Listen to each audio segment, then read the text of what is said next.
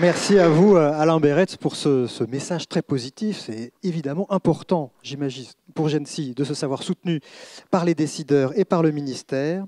C'est aussi important de se savoir soutenu par ses sponsors, à qui nous allons donner un peu la parole. Les deux sponsors, Atos et Intel. J'appelle pour commencer Philippe Vanier, vice-président exécutif et groupe CTO chez Atos.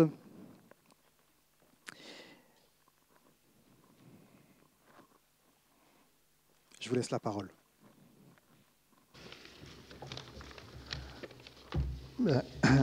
Chers tous, bonsoir. C'est d'abord une grande émotion et un plaisir que j'espère partager. C'est avec ce plaisir que je me joins à vous tous et à toute cette communauté scientifique et à l'écosystème de la recherche et que je souhaite, au nom d'Atos et Bull, un joyeux anniversaire, un joyeux 10e anniversaire à Gensi. Nous avons eu la chance d'être associés au succès de Gensi depuis quasiment sa création. Et pour ça, 4 dates me viennent à l'esprit. Il y en a 3 qui sont liées directement à des grands challenges. J'en parlerai un petit peu. Et puis une date qui est liée à une collaboration spécifique, le prix Joseph Fourier. Alors en tant qu'industriel, être associé à l'écosystème de la recherche française signifie beaucoup pour nous. Ça se traduit par la mise à disposition de nos technologies, bien sûr dans le cadre des machines que l'on vend, mais aussi dans le cadre des grands challenges. Alors le grand challenge, qu'est-ce que c'est? Avant la mise à disposition de notre supercalculateur à notre client Gensi, il y a des simulations de très grande taille qui sont faites, on appelle les grands challenges, qui sont exécutées sur la quasi-totalité de la machine, pour en vérifier son bon fonctionnement. On dévermine la machine comme ça. Et donc c'est une phase qui est très demandeuse, très exigeante pour la machine, et ce qui nous permet de ensuite livrer à notre client cette machine en étant sûr qu'elle va bien tourner, puisque là, elle a été fortement sollicitée pendant une période importante.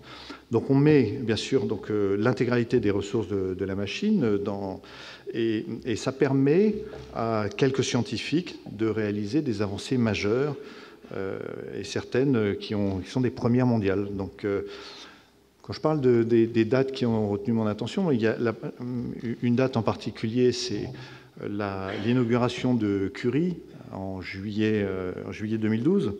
Donc en présence des autorités européennes, du ministère français de l'enseignement et de la recherche, bien sûr du CEA, de Gensi, Catherine, nous étions présents ensemble à cet événement.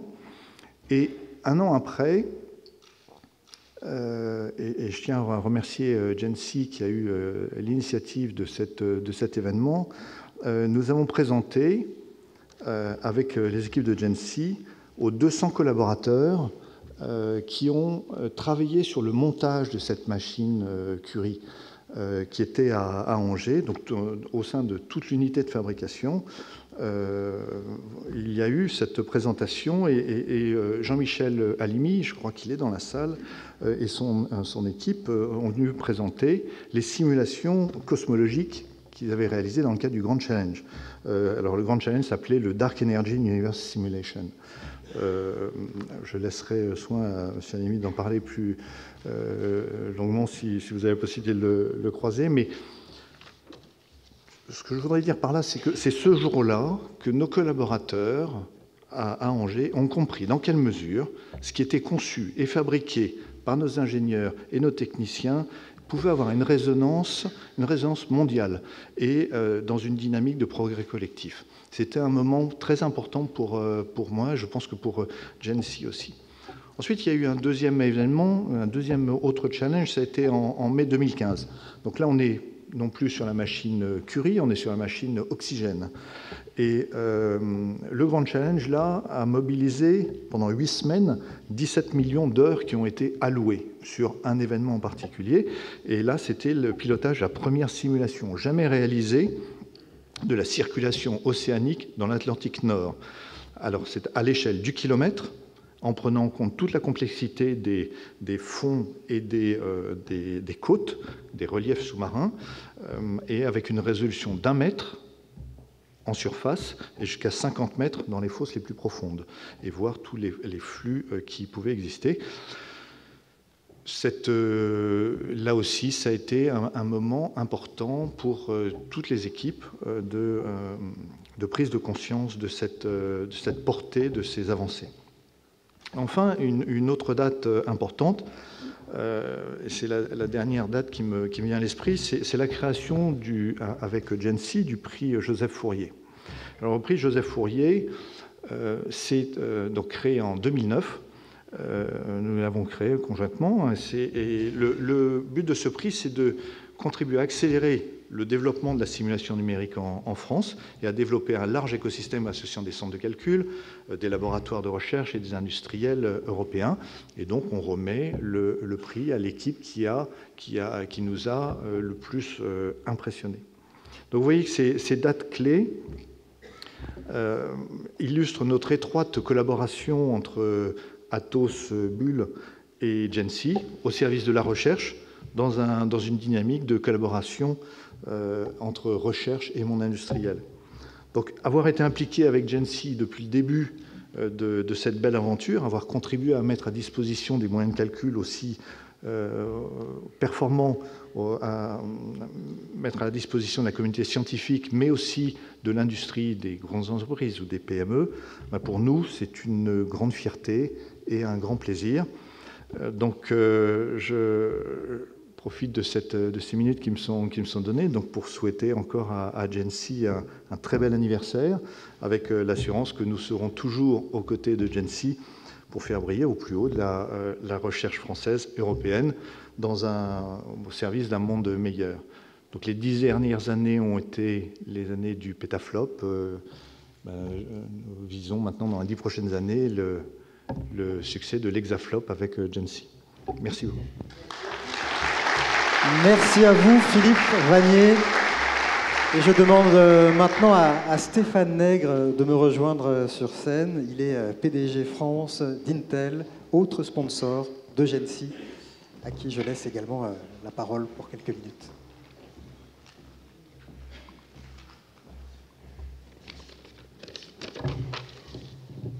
Merci, bonsoir à tous. Je suis très honoré d'être avec vous d'être avec vous ce soir et aussi au nom d'Intel, très honoré d'avoir été et d'être le partenaire du Gensi. La collaboration avec le Gensi, entre le Gensi et Intel, a commencé il y a longtemps, en fait, a commencé il y a 10 ans. Quelques dates. Il y a 10 ans, on travaillait ensemble pour préparer, on l'a vu sur certaines slides, la machine JAD au CINES, donc qui a été lancée en 2008. On a travaillé très en amont sur la préparation de la machine du TGCC, la machine Curie, dont on a aussi parlé. Elle a été inaugurée en 2012. On a commencé à travailler sur la collaboration, la préparation, ensemble avec Bull pour le Gensi dès 2009. Un petit peu plus tard, nous avons aussi travaillé sur des machines, peut-être à une moindre échelle, des machines de l'IDRIS, donc la machine à l'IDRIS. Cette collaboration elle est multifacette. Nous avons eu pendant les 10 dernières années, avec Gensi, y compris des collaborations dans le domaine de la R&D, c'est-à-dire avoir un laboratoire commun avec le CEA, le Gensi, l'Université de Saint-Quentin-en-Yvelines, pour préparer le monde des grandes applications et des outils de développement aux générations de machines exascale. Ça prend du temps. Et donc, il faut vraiment anticiper. Donc ça, c'est un petit peu le passé. Le présent, aujourd'hui, un peu comme dans le passé, on travaille activement, et depuis quelque temps, sur la préparation de la nouvelle machine. Maria Fori vous a parlé de la fille de la machine Curie, sans faire de mauvais jeu de mots, la machine Irène, qui sera inaugurée bientôt. On travaille avec le Gensi et Bull sur cette machine depuis quelque temps pour fournir des générations de processeurs type Xeon ou Xeon Phi non encore commercialisés pour qu'au moment où la machine soit prête, elle soit vraiment à l'état de l'art de ce qu'il est possible d'obtenir comme performance de machine. Le futur Gensi, c'est aussi se préparer pour le futur, c'est de partager, de travailler avec le Gensi sur la veille technologique. donc de partager avec le GENSI sur nos idées sur les prochaines architectures de processeurs, les prochaines architectures d'entrée-sortie, les prochaines architectures de mémoire, tout ce qui seront les constituants des futures générations de machines. Et les utilisateurs du GENSI ont besoin de comprendre un petit peu ce qui va se passer, comment vont être construites les machines pour préparer les logiciels d'application. Donc c'est important.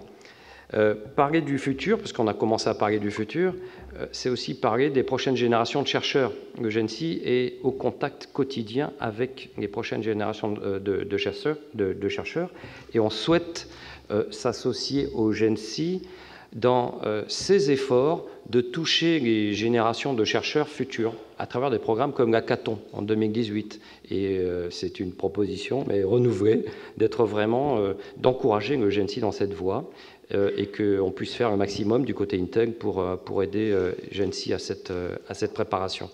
Donc j'en terminerai rapidement pour féliciter le GENSI sur ces 10 dernières années, donc féliciter Catherine qui a accompagné le GENSI et la collaboration qu'il a dynamisée entre Intel et le GENSI pendant de nombreuses années. Maintenant, c'est au tour de Philippe d'animer cette collaboration que je souhaite longue.